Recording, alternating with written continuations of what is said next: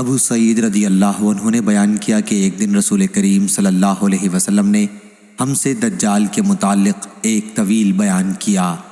حضرت صلی اللہ علیہ وسلم کے ارشادات میں یہ بھی تھا کہ آپ نے فرمایا دجال آئے گا اور اس کے لیے ناممکن ہوگا کہ مدینے کی گھاٹیوں میں داخل ہو، چنانچہ وہ مدینہ منورہ کے قریب کسی شور زمین پر قیام کرے گا۔ پھر اس دن اس کے پاس ایک مرد مومن جائے گا اور وہ افضل ترین لوگوں میں سے ہوگا، اور اس سے کہے گا کہ میں گواہی دیتا ہوں اس بات کی جو رسول کریم صلی اللہ علیہ وسلم نے ہم سے بیان فرمایا تھا۔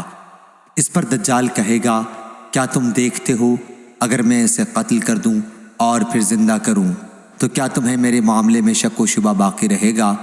اس کے پاس والے لوگ کہیں گے کہ نہیں، چنانچہ وہ اس صاحب کو قتل کر دے گا اور پھر اسے زندہ کر دے گا۔ اب وہ صاحب کہیں گے کہ واللہ آج سے زیادہ مجھے تیرے معاملے میں اتنی بصیرت حاصل نہ تھی۔ اس پر دجال پھر انہیں قتل کرنا چاہے گا لیکن اس مرتبہ اسے مار نہ سکے گا۔